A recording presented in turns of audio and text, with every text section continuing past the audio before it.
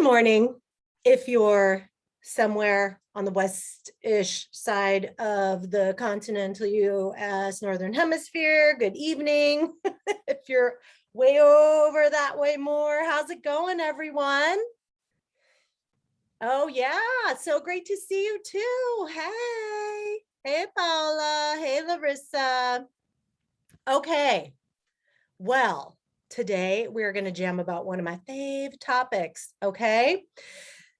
And I know, like, just to point out the obvious, there's kind of nothing more cliche than a life coach talking about how to find your purpose. But there's a reason for this, okay? There's a reason for this. The reason being, I haven't met a human yet who wonders what their purpose is and who really wants to know what it is, right?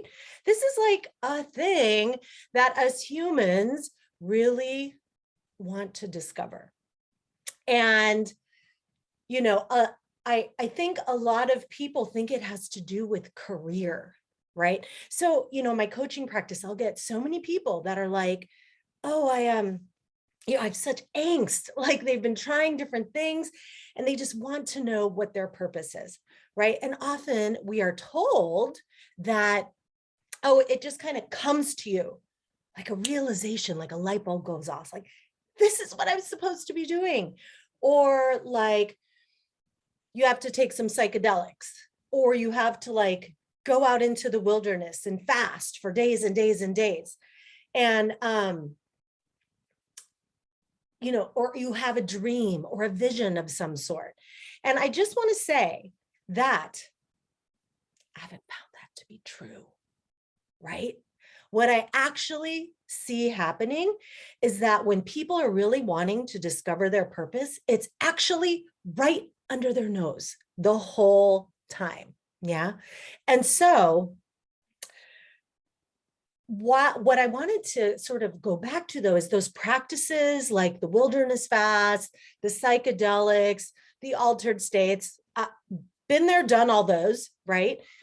The reason they can be helpful, I've found, is when you're in this altered state, you're often turning off your default mode network in your brain, right? Which is our normal sort of how we perceive things, how we respond to things, you know, the motivational triad. We're motivated by seeking pleasure, avoiding pain, like criticism from our peers and colleagues and society, our culture, right? When we're able to turn that off, what we already know is easier to see. But you don't have to do those things to get there. They can just be helpful. So I'm not dismissing that, you know, I've found them helpful myself. And I did gain insight into my personal purpose going through that. But it was through looking for the common thread that's been going on the whole time in my life that I finally got it, right? And my kind of wake-up call to that was when I got cancer for the first time, because I've had it twice. I know more is not better always, folks.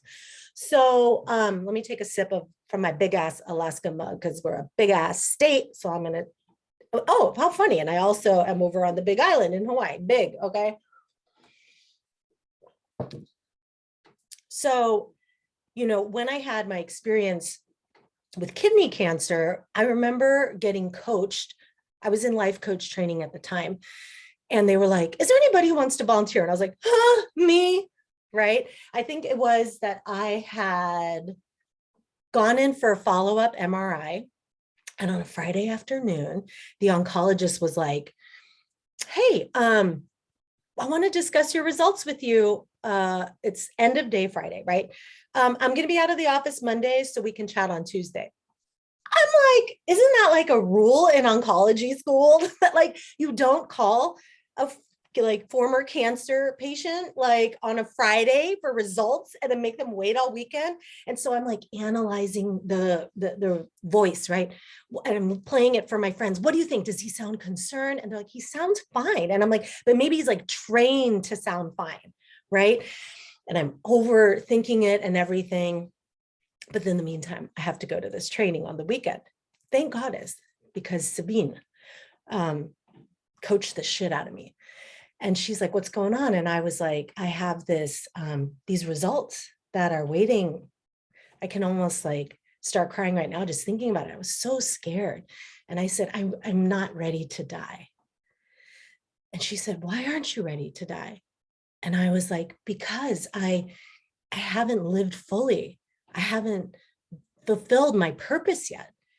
And she's like, she said a lot of things and we coached on a lot of things. But what was very impactful was she said, okay, you have 2 minutes, 2 minutes to live. This is it. What impact are you going to make on the people in this room? And I remember just thinking, holy shit, what do I want to say? And I didn't even have time to think about, like, the clock started. It wasn't like you're gonna have 2 minutes to live 15 minutes from now. It was like the clock is ticking. And I remember I just got up. I just let go of everything my brain was thinking, what would be the best thing to say, yada, yada. And I just like really spoke from my heart. And I was like, wake the fuck up. Hence, Wake the Fuck Up Wednesday. But wake the fuck up. 2, we are all going to die, actually. Some people even before me, even with my diagnosis, right? And we don't know when. And we waste so much time on bullshit, right? On worrying about the future, regretting the past, protecting ourselves, not telling people we love them, not pursuing our dreams. And we don't have the luxury of that. We're in this goddess pod on this planet in this lifetime for a time that we don't know what that is. And it is our duty to make the most of that. And, you know, after that, I was like, oh, my purpose. I've been doing that, wake the fuck up, my entire life, right? I have been doing that since when I was a climbing guide. Like, I remember guiding people in the Himalayas and them talking about their toxic marriages or their soul-sucking job. And I can't tell you how many letters I got later that were like, I quit or I left, right? Thank you. As a climbing guide. And then as a midwife, you know, full-time midwife, while I was building my coaching practice too at the same time. New moms, new chapter. What's possible right now? You know, I was at a migrant farm worker clinic for a long time.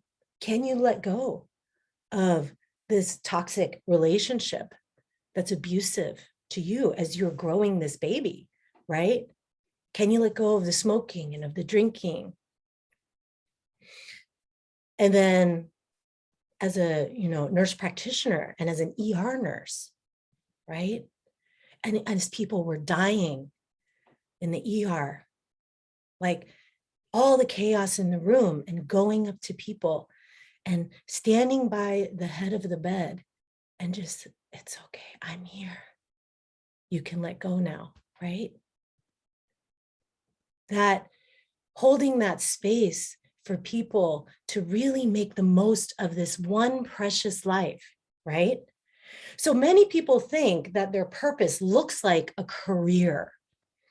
So they may tell you, oh, hey, you're so good at being a body worker. Like, I got that right. Hey, Grant, I see you're on here. Good timing. So I used to do massage and people be like, oh, that was the best massage I ever got. I'm so glad that you discovered that this is your calling. And I'd be like, I'm not sure that that's what it is, right? And then when I was a climbing guide, oh, this is your calling. It's so awesome. It's so like counterculture. This is what you're supposed to be doing. As a midwife, right? When I like left being a full-time midwife to start my coaching business, or rather I started already, I was diving full into it. It was like, why are you leaving? This is your purpose. You're so good at it. So we get a lot of messages from society about what we are supposed to be doing. And our purpose is often defined by as worthy if you get paid for it, or if you're really good at it, that must be your purpose, right? And while that's not totally untrue, that's not how you discover what it is. It's not just what you're good at in a profession. So what I've noticed is that there's a common thread that actually goes through everything you do every day. Your purpose isn't just what you do and what you produce, which is, very much a part of the way the criteria is made in a capitalistic society, right? Well, what are you producing with your purpose, right? Is it paying the bills, right? And we need to step out of that context to be able to see what is speaking to our hearts and our soul in order to really see that. This is why those practices, like the psychedelic journeys and like the wilderness fasts and like the altered states practices, that's why like meditation, right? That's why those things can help, because it takes the blinders off, right? But we have to do some work too. And I have seen so many people like do a quest, for example, a wilderness fast, and they're like distraught because they're like, oh shit, it's still not clear. I have no name. Aren't I supposed to have like a name after all this? Aren't I supposed to call it something? And it's like, that's not how it works. Occasionally that will happen, but usually when you investigate those cases, people have been experimenting ahead of time. So I'm gonna kind of share with you like 3 steps that sort of relate to this. And I go more into it in the podcast that's going to drop tomorrow. So one is to notice.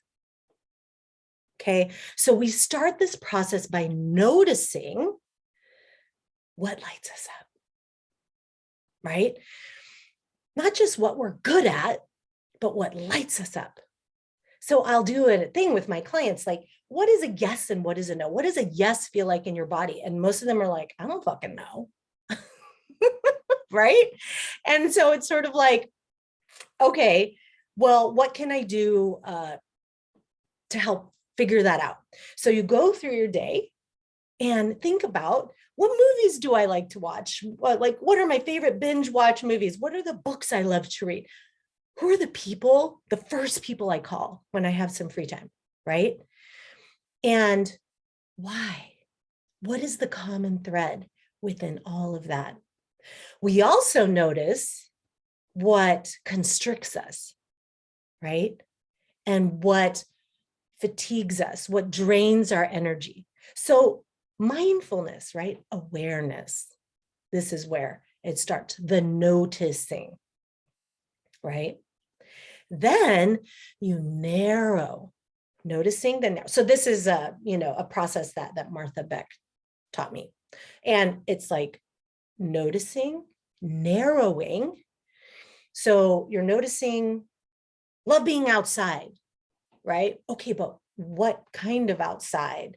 Where outside? Like I remember when I first applied to Outward Bound, they were like offering me a job in Washington first in the Cascades. Nothing wrong with the Cascades, y'all. Cascades are awesome. I've done some amazing climbs there, but my personal opinion, the Sierras are the bomb diggity because there's such good weather. And you basically don't have very many weather days where you don't get to climb or don't get to hike or cross a river because of some long storm or something, right? And so I was like, yeah, I like to be outside, but I'm not just doing this because I just want to be outside and will take any old job that'll let me guide outside. I want to be in the Sierra. I want to be by granite. Granite is like my jam. Whenever I go somewhere and it moves me, I usually look at the geology because I'm like, there's got to be granite here. When I moved to Ashland, Oregon, I was like, this is strange. I really like this place, but there aren't any granite peaks around. And then I learned it's on a bedrock of granite. Go figure. So like narrow it down, right? So my purpose wasn't to sit on granite. I'll get to where it went in a minute. So we narrow it down and then we name it. And I'll go into that process more on the pod. So drop in on that. But here's what I really want you to hear. Your purpose has been known to you since the day you were born, right? Even as a midwife, I could see, like I'd be catching babies, right? And their head would come out. So they're like not even out yet the whole way. Their little head would come out and then they'd open their eyes and I would look in their eyes and it's like the most amazing eyes, right? And it's like they knew, right? And then we get taught things that take us away from our purpose. And the things that can take us away can even seem noble. Like, well, I save lives. I'm a surgeon. I save lives, right? Or I'm providing for my family. That's my purpose. And I'm in this soul-sucking job, so I can do that, right? Oh no, I'm meant to be like a full-time caregiver, right? But it's more what society has been telling someone rather than what's from their heart. For some people, that is true and it's from their heart. But most of us first fall back on what we think fits as our purpose that also fits in with what society says it should be and what it should look like. Now, the pod is Rebel Buddhist, and I know that some people are going to be like, what's up with this ego-driven BS? Like, aren't we supposed to transcend all of this? Aren't we supposed to let go of our ego identification? Me. Oh, I'm so important and I need to live my purpose. No. You know why? Because you're not enlightened yet. I'm not. We are not. Most of us are not, right? And so you might be great, but then you would probably be off doing something else than watching this, right?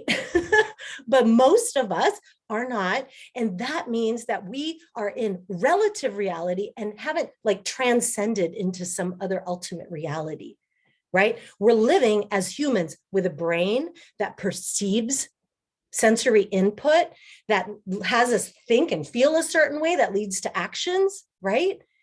We're in a body, we crave certain things as humans. And yes, we're supposed to pay attention to those callings because we are human, right? Even when someone's enlightened, they have one foot in relative reality and one foot in ultimate reality. That's what everything I've read about enlightened people isn't that they transcend and then they fly away, right? One foot in relative reality, one foot in ultimate reality. You as a human with so many parts of you, one of which is the spiritual, the part of you that does transcend, also coexists with the wild, raw, earthly part of you that is like, I am here in this body in this lifetime. What am I going to do with that? Right? And it's not to suffer away, right? Yeah. Mel is saying, parse out the whispers of your heart. Exactly. Right? That is how we can benefit from the quieting, from the turning off of the default mode network, right? Through our own practices, but also from unlearning the bullshit that we were taught about what is supposed to be valued in this world, in your lifetime, right? Really coming at it from a beginner's mind and letting go of what it's supposed to look like, sound like, how much you're supposed to get paid, how many followers are people supposed to be like, liking your posts all the time if it's your purpose, right? We got to let go of that and listen to like, how are we supposed to be in this world?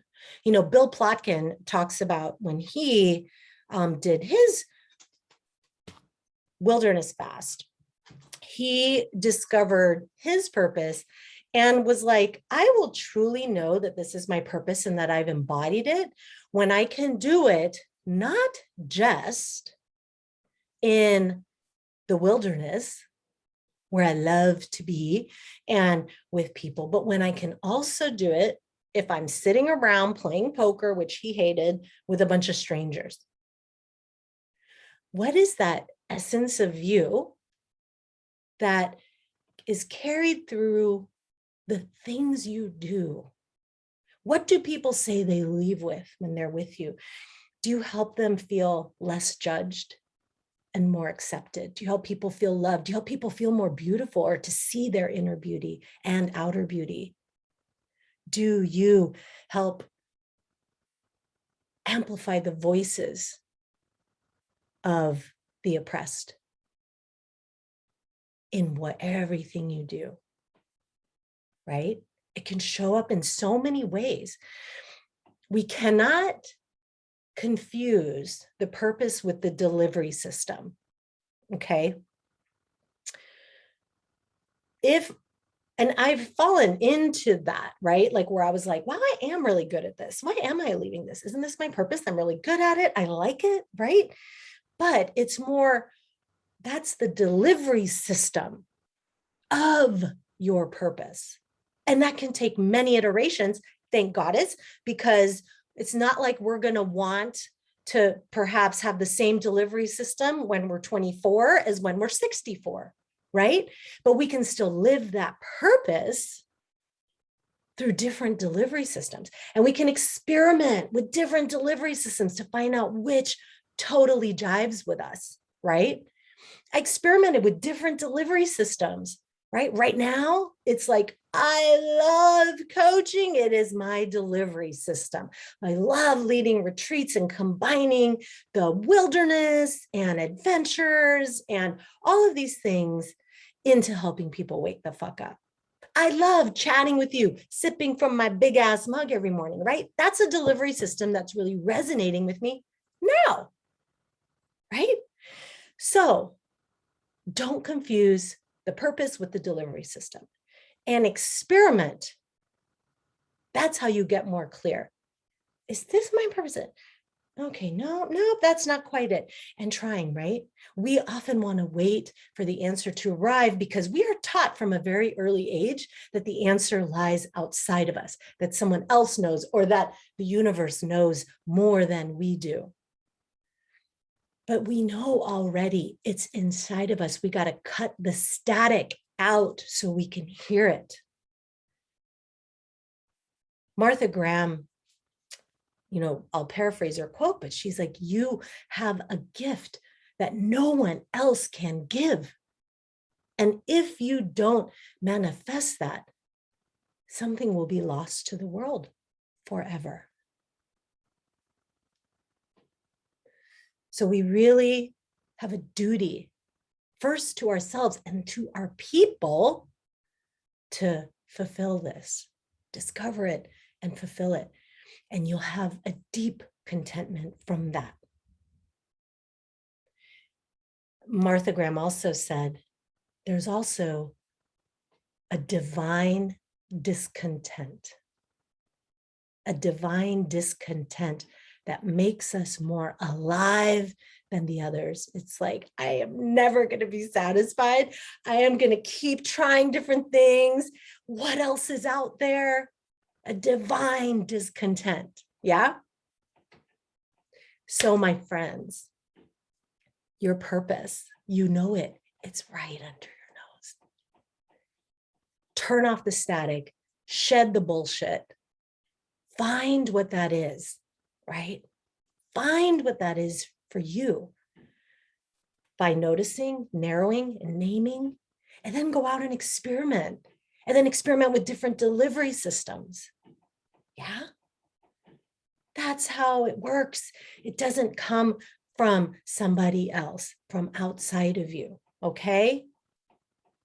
All right. So the Adventure Mastermind, 2 spots, y'all. I got a boogie because I got another call at 9 o'clock. But the Adventure Mastermind, go to adventuremastermind.com. Please grab those spots because we're going to start planning our adventures for our 2 retreats in Hawaii. And we're going to be totally COVID safe. All right.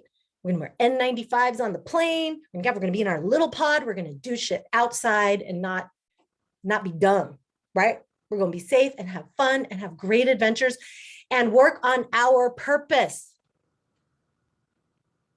Finding what that is and exploring it, getting clear about it, manifesting it, okay? All right, my friends, I love you so much. Get out there, experiment. Bye. Ciao.